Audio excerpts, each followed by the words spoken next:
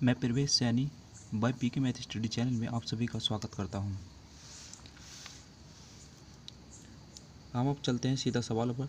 चक्रवृद्धि ब्याज की दर पर 400 रुपये 3 वर्षों में 3 गुने हो जाते हैं, वह धन 6 वर्षों में कितने गुना हो जाएगा? 6 वर्षों में कितना हो जाएगा? ठीक है, आपसे पूछे तो देखिएगा, धन जो है हमारा 3 वर्षों में कितना हो रहा है? 3 गुना हो रहा है। यही है ना, 3 वर्षों में कितना हो रहा है? 3 गुना हो रहा है। तो उन्होंने पूछा 6 वर्षों में कितना हो जाएगा, यानी अगले 3 वर्ष में हो तो कितने गुना हो जाएगा? 3 ही और हो जाएगा, तो गुणा कर दीजिए। यानी कि अगर कितना धन बढ़ रहा है उसमें गुणा होते चले जाएंगे और वर्ष में प्लस होते चले जाएंगे। तो कितने गुना हो रहा है? 3 तिया 9। कितने वर्षों में? 6 वर्षों में। ये हो गया वर्ष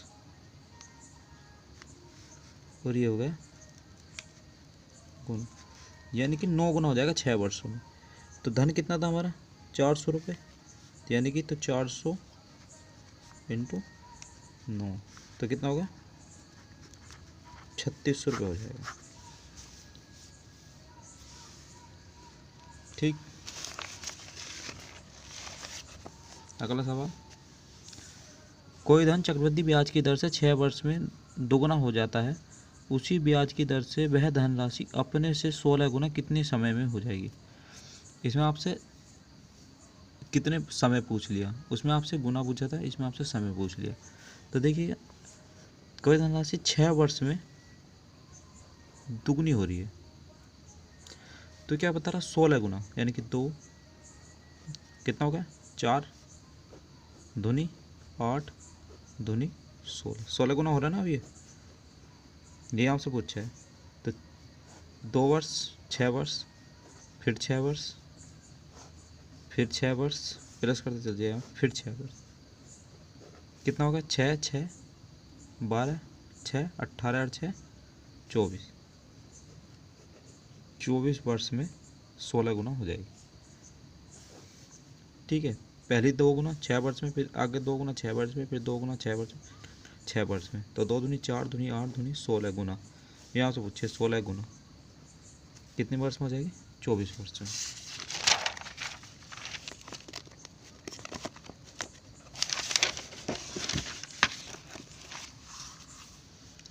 एक धनराशि चक्रवृद्धि ब्याज की दर से 6 वर्ष में 8 गुनी हो जाती है, वही धनराशि कितने समय बाद चक्रवृद्धि ब्याज की दर से 16 गुना हो जाएगी?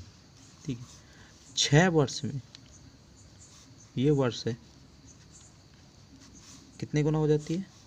8 गुनी हो जाती है। तो आपसे पूछा 16 गुनी कितनी हो जाएगी? 16 गुनी, तो अगर आप इसके आगे 8 लिखोगे तो फिर कितनी हो जाएगी? 64 गुना हो जाएगी।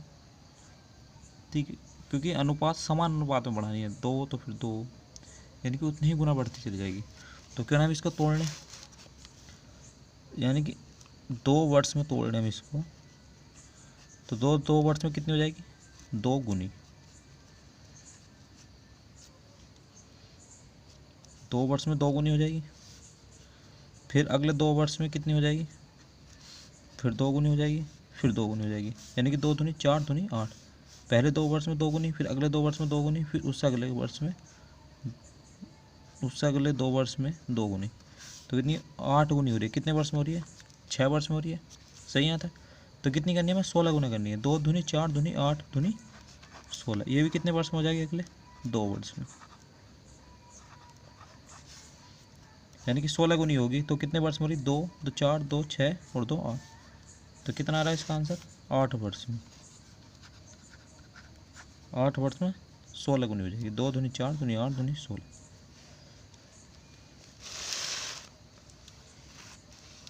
चक्रवृद्धि ब्याज पर जमा की गई 2100 रुपये की धनराशि 5 वर्ष में दुगनी हो जाती है, तो 25 वर्ष के बाद यह कितनी हो जाएगी? आपसे धनराशि 2100 रुपये है, ये 5 वर्ष में दुगनी हो रही है। कितने वर्ष, कितने समय में हो रही है दुगनी? 5 वर्ष में 2 गुनी हो रही है। अगले 5 वर्ष में बढ़ेगी, फिर उससे अगले 5 वर्ष में बढ़ेगी, फिर उससे 5 वर्ष अगले वर्ष में बढ़ेगी, फिर उससे अगले 5 वर्ष में बढ़ेगी। तो 5 5 10 5 15 5 20 और 5 25, यानी इस वर्ष में भी दुगनी हुई होगी, इस वर्ष में भी दुगनी होगी, इस वर्ष में भी दुगनी होगी, इस वर्ष में भी दुगनी होगी। कर दीजिए आप गुणा। 2 दूनी 4, दूनी 8, दूनी 16, दूनी 32, यानी कि वो जो हो जाएगी 32 गुनी हो जाएगी। धनराशि कितनी थी? 2100। 2100 गुणा कर दीजिए। तो 2100 से आप गुणा करोगे तो क्या आ जाएगा? 32 में 0 0, 32 ही का ना, 32, 2 हंसी लगे 3, 32 दूनी 64 और 3 67, ये है ना, इसका आंसर आ गया।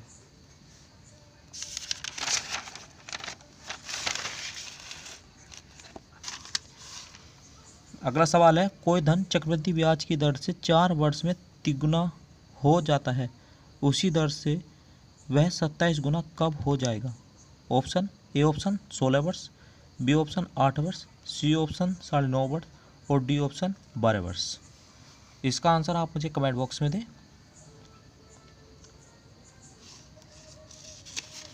उम्मीद करता हूँ कि आपकी समझ में आया होगा।